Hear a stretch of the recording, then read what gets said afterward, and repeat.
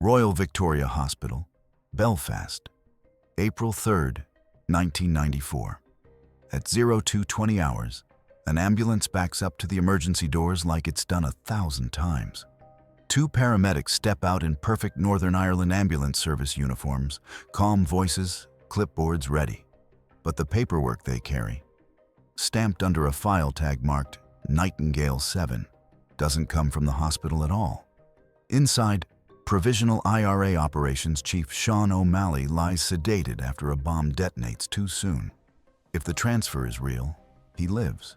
If it's not, he vanishes. Tonight, in Operation Nightingale, Sean O'Malley isn't famous on posters.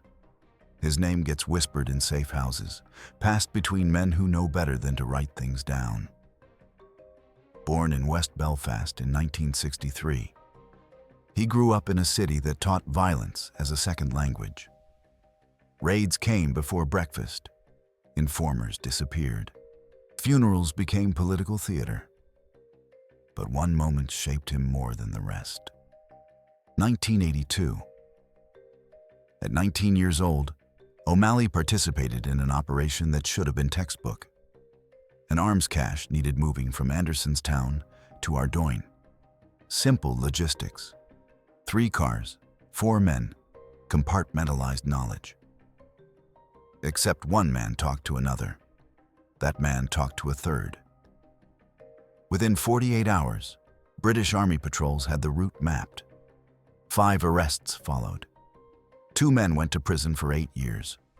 O'Malley avoided capture by 20 minutes and pure luck. He learned a rule that night that he never broke again. Information is a weapon, but secrecy is survival. By 1994, security briefings on both sides described him the same way. The Republican movement called him an operations chief. British intelligence called him a high-value target. Both agreed on his defining skill. O'Malley treated violence like engineering. Timing mattered. Routes mattered. Fallback plans mattered. He built cells that didn't collapse when one man fell. Associates said he never improvised, never rushed, never left patterns. One intercepted communication from February 1994 captured his method. A subordinate asked about accelerating a timeline. O'Malley's response was recorded. "We move when the conditions are right, not when we're impatient. Impatience gets people killed or captured." Analysts noted the clinical tone. This wasn't ideology speaking. This was discipline. His value to British intelligence wasn't just disruption. O'Malley could move people and material through contested territory without leaving a map behind. He knew safe houses that weren't in files. He knew sympathizers who'd never been flagged. More critically, he knew what operations were being planned for the next 3 months. That knowledge made him dangerous to the state and priceless to anyone trying to prevent the next bombing campaign. The problem was simple. He was insulated. Street arrests triggered riots. Rescue attempts followed within hours. Martyrdom followed if anything went wrong. Turning him through blackmail or incentive had been attempted twice. Both times, the approach was rejected before the first conversation finished. Traditional surveillance consumed resources and yielded fragments. By early 1994, British intelligence had compiled a thick file on Sean O'Malley, but possessed no actionable leverage. The strategic context made this more urgent. 1994 existed in a strange, liminal space in Northern Ireland. Ceasefire talk circulated in political circles. Secret negotiations between the British government and Sinn Féin had been occurring for months. The peace process had momentum. But the war machine hadn't stopped. Bombs still detonated. Punishment shootings continued. The Provisional IRA maintained operational capability even as its political wing explored alternatives. British intelligence doctrine in this era operated on a specific calculus. Call it disruption over prosecution. Preventing attacks could outrank courtroom outcomes. Intelligence wins could be worth political risk. Covert operations that would trigger scandals in peacetime became acceptable if they saved lives. The logic was brutal but clear. Better to extract information illegally than to pull bodies from rubble legally. Within this framework, O'Malley represented both threat and opportunity. The threat was immediate. Analysts believed he was coordinating a series of commercial bombings planned for late April. The opportunity was strategic. 2 weeks of interrogation could map networks that would take years to penetrate through conventional means. The trigger arrived on March 29, 1994. A bomb O'Malley was assembling detonated prematurely in a garage in Ballymurphy. The explosion was contained but violent. O'Malley survived, but sustained head trauma and shrapnel wounds. Sympathizers got him to Royal Victoria Hospital within 30 minutes. Emergency surgery stabilized him. Post-operative protocol required sedation. The medical prognosis was survivable injuries with full recovery expected. For British intelligence, this created a window measured in hours. O'Malley was vulnerable. He was sedated. He was in a location governed by procedures and documentation. But the obstacle was equally brutal. Royal Victoria Hospital was full of watchers, real family members, movement sympathizers, hospital staff who knew exactly what an extraction would look like. Any conventional arrest attempt would trigger immediate resistance. Armed police entering a hospital to seize a sedated patient would create a public relations disaster and likely spark violence across Belfast. The solution required something colder. Make the extraction look like care. Use legitimacy as camouflage. Turn the hospital's own procedures into the weapon. Authorization for Operation Nightingale came through the Force Research Unit, a British Army intelligence cell known for operations that existed in legal gray zones. The operational directive was classified under the Government Communications Headquarters security protocols. Only 6 people saw the full plan. Compartmentalization extended even within the planning team. The operation had one objective: extract Sean O'Malley from Royal Victoria Hospital and transport him to a secure interrogation facility in Lancashire before his disappearance could be stopped. Planning consumed 4 days. By April 2nd, every element was positioned. The team had 72 hours before O'Malley's sedation would be reduced and he would regain enough consciousness to resist. During final planning sessions, one operative asked the question that haunted everyone involved: what happens when they realize he's gone? The mission commander's response was recorded in post-operation debriefs. That's a political problem. Our problem is getting him out. The architecture of Operation Nightingale rested on one foundational principle: authority moves faster than suspicion. The cover wasn't fake paramedics pretending to be real. The cover was real paramedics on paper, performing a transfer that looked legitimate until someone checked too carefully. The infrastructure began with documents. A specialist forger, operating from a secure facility outside London, spent 2 days creating transfer orders designed to appear issued by the Irish Department of Health. The paperwork included a receiving hospital placeholder, a real facility in Dublin, with genuine contact numbers. The urgency clause was critical. Patient requires specialist neurosurgical facilities unavailable in Belfast. Immediate cross-border transfer authorized under bilateral medical emergency protocols. The documents were intentionally boring. Bureaucracy as camouflage. 3 signatures appeared on the forms, all forged from legitimate departmental officials who signed real transfer documents daily. The stamps matched current Irish governmental seals down to the microprinting. One detail sealed the authenticity: a reference number in the correct format for cross-border medical transfers. Pulled from intelligence databases, that tracked legitimate paperwork patterns. The second element was the ambulance itself.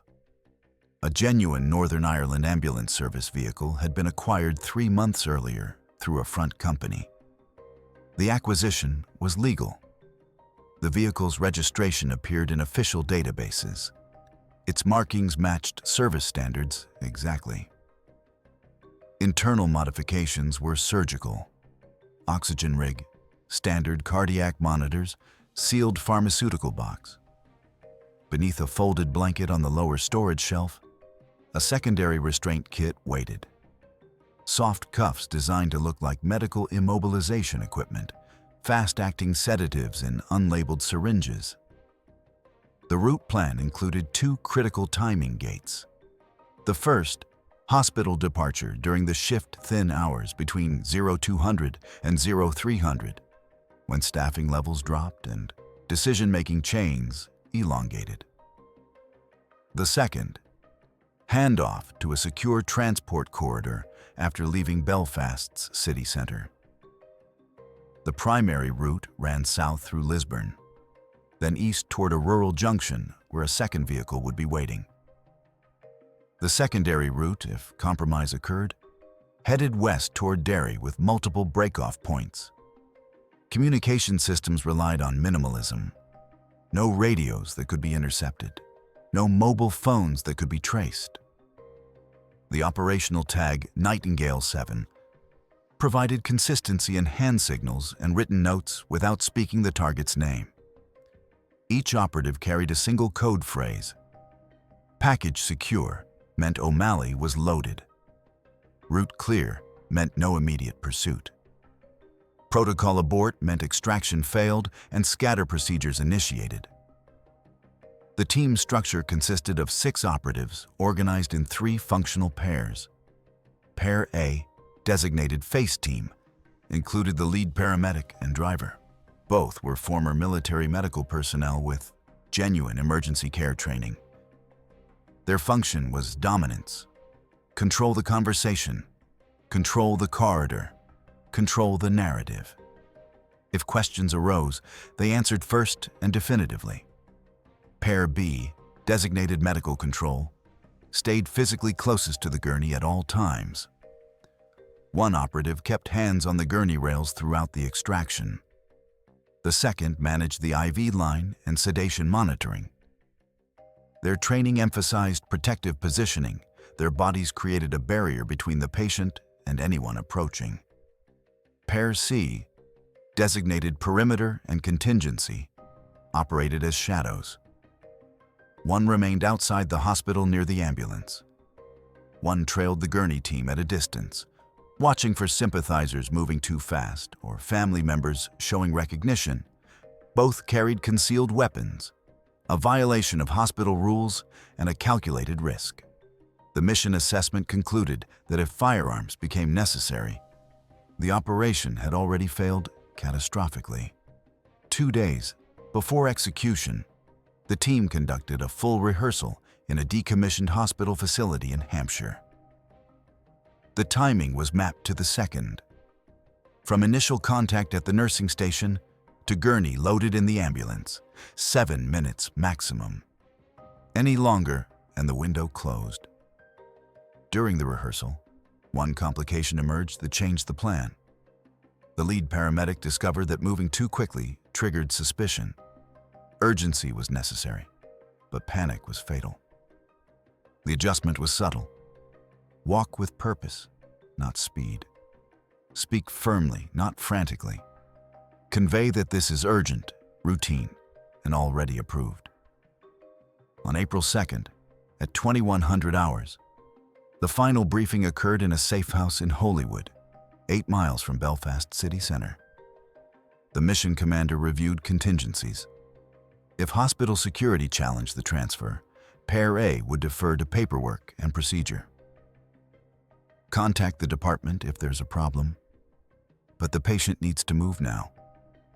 If family members attempted to board the ambulance, medical control would invoke infection control and space restrictions. Clinical language that sounded medical, not military. If armed sympathizers appeared, the protocol was immediate abort. Release the gurney. Evacuate separately. Destroy documentation.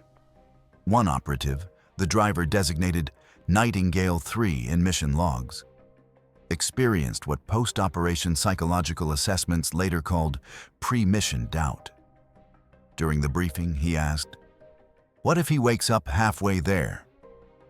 The question exposed the operation's central vulnerability. A conscious, combative target in a moving vehicle created impossible choices. The medical officer provided the solution: a secondary sedative dose administered immediately upon loading. The dosage was calculated for a 180-pound male, sufficient to maintain unconsciousness for 90 minutes without risking respiratory failure. Nightingale 3 asked a follow-up. "And if something goes wrong with the dose?" The mission commander's response was recorded. "Then we have a different problem and different solutions." The implication was clear. The operation's success mattered more than the target's survival, though the preference was extraction alive. By 0100 hours on April 3rd, all elements were positioned. The ambulance sat in a parking area 600 meters from Royal Victoria Hospital's emergency entrance. Pair A reviewed the transfer documents one final time. Medical control checked sedation equipment. Perimeter watched hospital staff patterns through night vision optics. Inside the hospital, Sean O'Malley remained sedated in a recovery room on the 3rd floor. Two sympathizers sat in the hallway outside. One was his cousin, one was a known IRA volunteer. Both believed they were protecting him. Neither realized the protection was about to fail. At 0200 hours, a shift change began. Night staff replaced evening staff. The handover process consumed. Attention. Nurses briefed replacements on patient statuses. Security personnel logged rotations. For 12 minutes, institutional focus turned inward. This was the gap. At 0210 hours, the ambulance started its engine. No sirens, no lights. The vehicle rolled forward at standard speed, covering the 600 meters in 90 seconds. At 0212 hours, it backed into the emergency bay, a position that looked like routine arrival, but created a straight load path with minimal exposure. Pair A exited first. The lead paramedic carried the transfer documents in a clear plastic sleeve, visible authority. The driver remained near the vehicle, door open, engine running. Both wore Northern Ireland Ambulance Service uniforms that had been worn and washed to remove the stiffness of new fabric. Their identification lanyards hung at regulation length. Every detail matched because every detail had been studied. At 0214 hours, Pair A entered the hospital through the emergency entrance. The night security guard glanced up, saw the uniforms, and returned to his logbook. This was the first test. Would the presence itself be challenged? It wasn't. Paramedics entering at odd hours was normal. The guard's training said to notice anomalies. Nothing here was anomalous. The nursing station was 20 meters inside. 2 nurses staffed it, both focused on computer screens and medication logs. The lead paramedic approached with practiced frustration in his voice. Not anger, but the weariness of someone dealing with bureaucratic delay. "Transfer for O'Malley. We're already late. Dublin needs him now." The senior nurse looked up, confused. "Transfer? I don't have anything logged." The lead paramedic handed her the documentation. Cross-border authorization came through department channels, not local. This was the psychological trick. Urgency creates compliance. The nurse scanned the paperwork. The stamps looked right. The signatures looked right. The medical justification, specialist neurosurgical capacity, sounded plausible. But hospital staff have instincts too. The nurse asked the question that could collapse everything. "What's the receiving consultant's name? I need to make a confirmation call." This was the danger moment. One phone call to Dublin, and the illusion died. The lead paramedic deployed the pressure valve that had been rehearsed 12 times. Department authorization. Cross-border coordination already cleared at administrative level. He's sedated and stable. We're the clinical transfer team, not the diplomatic team. Then the redirect. You can log the objection after we move. But right now, we're on the clock and he needs specialist care we can't provide here. The nurse hesitated. This felt wrong, but she faced competing fears. If this was legitimate and she delayed, a patient might die. If this was illegitimate and she delayed, she'd be blamed for not following procedure. The paperwork looked right. The uniforms looked right. The paramedics' irritation looked right. She'd seen that exact frustration from real transfer teams 100 times. She made the decision that the operation required. 3rd floor, recovery room 7. I'll call up and let them know you're coming. At 02:17 hours, Pair A moved toward the elevators. Pair B, who had been waiting in a side corridor, joined them. Now 4 operatives were inside. The elevator ride consumed 40 seconds. On the 3rd floor, a different nurse met them. Younger, less experienced. She'd received the call from downstairs. "You're here for O'Malley?" "That's right. Cross-border transfer, urgent timeline." She led them down the hallway. This was the second test. The corridor. Recovery room 7 was 15 meters from the elevator. 2 people sat on chairs outside the door. O'Malley's cousin and the IRA volunteer. Both looked up as the group approached. Recognition flickered, not of the individuals, but of the situation. This looked like authority. Authority usually meant police, arrest, prosecution. The cousin stood. "Where are you taking him?" The lead paramedic answered with clinical detachment. "Dublin. Specialist neurosurgical unit. He needs care we can't provide here." "I'm coming with him." "No. Infection control and space restrictions. Family can follow separately, but transfer protocols don't allow passengers."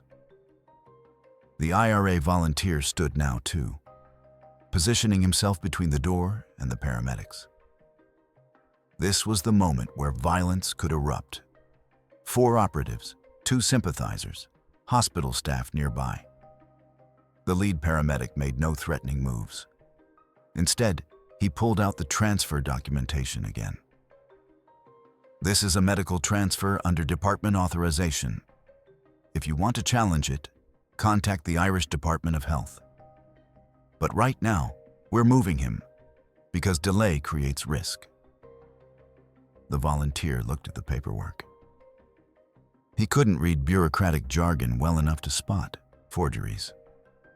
He knew something felt wrong, but he didn't know what. The cousin was more direct.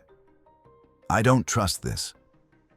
The lead paramedic's response was perfect because it was empty. "Trust isn't required. Authorization is. We have it." Hospital security appeared. The guard from downstairs, alerted by the commotion. His presence changed the dynamic. Now it wasn't sympathizers versus paramedics. It was sympathizers versus institutional authority. The guard asked the nurse, "Is this transfer approved?" "It came through with proper documentation." That was enough. The guard didn't escalate. The cousin and volunteer had lost institutional backing. They could physically resist, but that would mean assaulting medical personnel in a hospital. The calculus shifted. They stepped aside. At 02:20 hours, medical control entered recovery room 7. Sean O'Malley lay on a standard hospital bed, IV line in his left arm, cardiac monitor displaying steady rhythm. He was unconscious, but breathing normally. Post-surgical sedation kept him deep under. One member of medical control checked the IV. The other positioned the portable gurney alongside the bed. The transfer from bed to gurney took 90 seconds. Standard medical procedure performed with genuine care because rough handling would alert the nurse still watching from the doorway. At 02:22 hours, the gurney began moving. Face team led. Medical control flanked the gurney, hands on rails, controlling the patient's space exactly as rehearsed. The cousin and volunteer followed at a distance, uncertain but present. The elevator descended. At 02:24 hours, they reached the ground floor. The final corridor was 30 meters. This was the choke point where resistance would happen if it was going to happen. The cousin was speaking into a mobile phone now, calling someone, maybe calling several people. Reinforcements might be minutes away. The window was closing. At 02:26 hours, ICU hospital porter stepped forward, blocking the path. He wasn't aggressive, just present. "Hold on. Let me check something." He moved toward the gurney. Medical control tightened around the rails. The lead paramedic intercepted the porter with bureaucratic authority. "Transfer protocol. We're on the clock. Step back, please." It wasn't a threat. It was procedure, weaponized. The porter hesitated, then stepped aside. He'd been trained to defer to medical authority during active patient movements. His instinct said something was wrong. His training said comply. At 02:27 hours, the gurney rolled through the emergency entrance doors. The ambulance sat 15 meters away, rear doors open. Perimeter operative Nightingale 6 scanned the parking area. No vehicles approaching, no groups forming. The cousin and volunteer emerged from the hospital behind the gurney team, still following, still uncertain. One of them shouted, "Where exactly in Dublin?" The lead paramedic answered, over his shoulder without stopping. "The transfer documents list the facility. You can get details from the hospital administration." The answer was designed to sound like cooperation while providing nothing. At 02:28 hours, the gurney reached the ambulance. Medical control lifted O'Malley, still unconscious, still unaware, into the vehicle's interior. The moment his body crossed into the ambulance, operational status changed. Package secure. One member of medical control stayed inside with the patient. The other closed the rear doors from outside, then moved to the front passenger seat. At 02:29 hours, the ambulance pulled forward. Not fast, not dramatically. The driver accelerated smoothly, professionally, exactly like a real medical transfer. No sirens activated, no lights flashed. Normal was invisible. The cousin ran 5 steps after the vehicle, then stopped. The volunteer was speaking urgently into his phone, describing what had just happened. Inside the hospital, nurses would soon start making calls. To Dublin, to administration, to anyone who could confirm the transfer. Those calls would reach dead ends. Phone numbers that rang but didn't answer. Facilities that claimed no knowledge of incoming patients. By the time anyone understood the full picture, the most valuable truth would be gone. The ambulance traveled south through Belfast, maintaining speed limits, obeying traffic signals. At 02:42 hours, it passed through Lisburn without incident. At 03:15 hours, it reached a rural junction 12 miles from the city.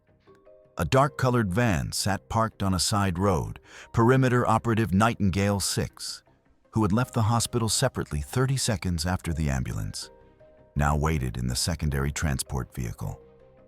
The transfer between vehicles consumed 4 minutes. O'Malley, still deeply sedated, was moved from ambulance gurney to van floor space configured with restraint points, medical control, administered a secondary sedative dose, calculated to maintain unconsciousness for 90 additional minutes without respiratory compromise. The ambulance, now empty, was driven to a prepared disposal site where it would be dismantled and destroyed. The van, unmarked and difficult to trace, continued eastward toward Larne, then by pre-arranged ferry to Cairnryan in Scotland. From there, the route ran south to Lancashire. During the van journey, one moment captured the operation's psychological toll.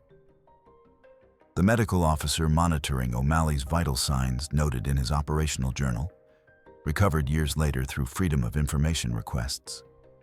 A single observation: patient stable, sedation effective. Kept thinking about his cousin's face when we drove away. Operational necessity doesn't erase that image. The comment appeared nowhere in official reports, but revealed what planners rarely acknowledged.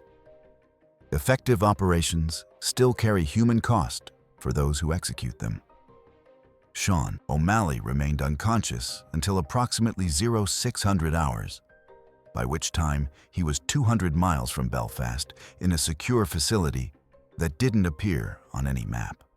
When consciousness returned, he found himself in a room with no windows, no identifying features, and no indication of where he was or who held him.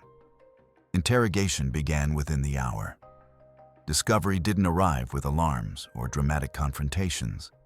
It came with paperwork that didn't reconcile. At 0345 hours on April 3rd, a senior nurse at Royal Victoria Hospital attempted to confirm the receiving unit in Dublin. The phone number on the transfer documents connected to a genuine hospital. But the neurosurgical department claimed no knowledge of an incoming patient named Sean O'Malley. The nurse tried a second number. Same result. By 0400 hours, she contacted hospital administration. By 0430 hours, administration contacted the Irish Department of Health. By 0500 hours, everyone involved understood that something was profoundly wrong. The immediate question wasn't where O'Malley had gone. The immediate question was who had taken him. The operation's sophistication pointed toward state actors. The uniforms were too good, the paperwork too precise, the execution too clean for criminal or paramilitary improvisation. Republican networks began internal accounting. Who knew O'Malley was in the hospital? Who had access to his location? The search for informers began within hours, a hunt that would consume weeks and ruin lives. Publicly, British officials maintained consistent silence. No ministry acknowledged knowledge of the operation. No intelligence service confirmed involvement. The standard response to inquiries became, "We do not comment on security operations." That non-denial denial told those who understood such language everything they needed to know while providing nothing quotable. The Irish government faced a different calculation. A cross-border kidnapping using forged Irish documentation represented a violation of sovereignty. Diplomatic protests were filed. Demands for information were issued. But the protests remained formal and measured. Behind closed doors, a different conversation occurred. Intelligence sharing between British and Irish services continued. Counter-terrorism cooperation proceeded. The operational reality was that both governments wanted the Provisional IRA weakened. Methods that would be publicly condemned could be privately tolerated if they served mutual interests. For the Republican movement, O'Malley's disappearance created strategic confusion. Was he dead? Captured? Turned? Each possibility demanded different responses. Publicly, the official line became that he died during transfer. His body never recovered. A narrative that avoided questions they couldn't answer and prevented the morale damage of admitting a senior figure had been successfully extracted. Internally, assumptions were darker. If British intelligence had him, Every operation he knew about was compromised. Safe houses needed changing. Weapons caches needed moving. Personnel he'd worked with needed warnings. The interrogation itself, if it occurred as intelligence sources later suggested, lasted approximately 14 days. The facility in Lancashire was described in leaked documents as a former military installation converted for specialized use. No lawyers were present. No charges were filed. The sessions focused on 3 intelligence priorities: current operational plans, including the commercial bombing campaign analysts believed was imminent; personnel networks, specifically who O'Malley worked with directly and who he knew about tangentially; and logistical infrastructure, meaning safe houses, weapons storage locations, and supply chains. What O'Malley revealed under interrogation remains classified. Post-operation intelligence assessments claimed the information prevented multiple attacks and led to the disruption of 3 active service units. Republican counter-narratives claimed he revealed nothing useful and that the operation's primary effect was psychological terror rather than actionable intelligence. The truth likely sits between extremes. Some information extracted, some operations disrupted, but nothing approaching the comprehensive mapping British intelligence hoped for. By mid-April 1994, O'Malley disappeared from secure holding. Official records don't acknowledge his presence in any facility. Unofficial accounts suggest he was released quietly near the border, a practice called controlled repatriation, where intelligence services extract what they can, then return the subject without publicity to avoid political complications. Other accounts suggest he remained detained far longer under informal arrangements that existed outside legal frameworks.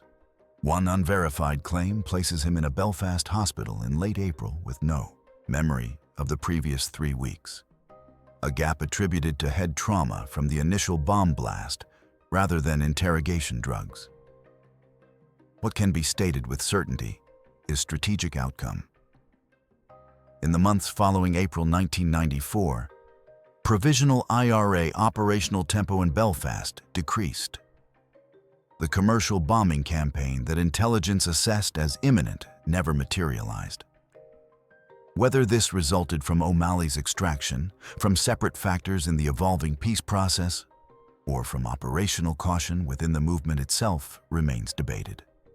The operation's lasting effect was doctrinal rather than tactical. Intelligence services studying Operation Nightingale identified a repeatable method: targeted extraction using institutional authority as cover. The technique appeared in subsequent operations, different contexts, different targets, same underlying principle. Authority moves faster than suspicion when the authority looks legitimate, but the costs compounded in ways planners hadn't fully calculated. Hospital staff at Royal Victoria described lasting institutional trauma. The violation of medical neutrality, using ambulances and paramedic identities as cover for military operations, created corrosive doubt. When real transfers occurred afterward, families questioned legitimacy. Sympathizers blocked movements. Medical procedures became sites of political suspicion. The operation succeeded tactically while poisoning the environment it exploited. One nurse involved in the night's events gave an interview years later under anonymity. Her statement captured the moral complexity. "I followed procedure. The paperwork looked right, but I helped them take a man from his bed. Whether he was IRA or not, whether he'd killed people or not, I was a nurse, and I facilitated what might have been a kidnapping." I think about that. For O'Malley himself, the aftermath remains murky. Some accounts claim he left Ireland entirely, relocating to Spain, where several IRA figures sought distance from the conflict. Other accounts place him in Belfast through the peace process, diminished in role but present. One detail appears consistently. He never spoke publicly about what happened the night of April 3rd. Whether silence reflected trauma, calculation, or conditions of release, the result was the same. The operation's target became its most enigmatic element. The moral question Operation Nightingale poses doesn't resolve cleanly. From one perspective, this was prevention, a surgical extraction of a bomb maker whose removal potentially saved civilian lives. Intelligence services frame such operations as necessity, harsh methods justified by harsher alternatives. If interrogating O'Malley prevented bombings that would have killed shoppers, workers, children in the wrong place at the wrong time, does the violation of medical neutrality and legal process become acceptable? From the opposing perspective, this was state criminality. Kidnapping a sedated patient using forged documents and institutional disguise, then holding him without charge or legal representation. The operation treated hospitals as battlefields and medical care as a weapon. It established a precedent that no space was neutral, no procedure was sacred. If the state could do this to one person, it could do it to anyone. The erosion of institutional trust. People doubting whether that ambulance is real, whether those paramedics are genuine, creates social damage that outlasts any tactical intelligence gained. The paradox sits at the intersection. Was Sean O'Malley a legitimate military target in an asymmetric conflict, or a patient entitled to medical care and legal protection? The answer depends less on facts than on frameworks. Those who view the Troubles as war see O'Malley as a combatant and the operation as a valid tactical maneuver. Those who view the Troubles as criminal violence within a legal state see him as a suspect entitled to due process and the operation as kidnapping under color of authority. Both positions hold internal consistency. Both exclude uncomfortable truths the other emphasizes. The operation prevented potential violence, but committed definite violations. It extracted intelligence that may have saved lives, but destroyed institutional trust that protects everyone. The calculation intelligence planners made, that the benefits outweighed the costs, can only be assessed by deciding what costs matter and to whom. What's your perspective on this operation? If you could prevent future attacks by extracting one architect of violence from a hospital bed, would you call it justified prevention? Or would you call it a crime that poisons the social fabric? Does the legitimacy of ends transform the legitimacy of means? Or do certain methods corrupt any outcome they produce? Drop your analysis in the comments. If this story made you reconsider the boundaries between security and rights, between protection and violation, share it with someone who thinks about these questions differently than you do.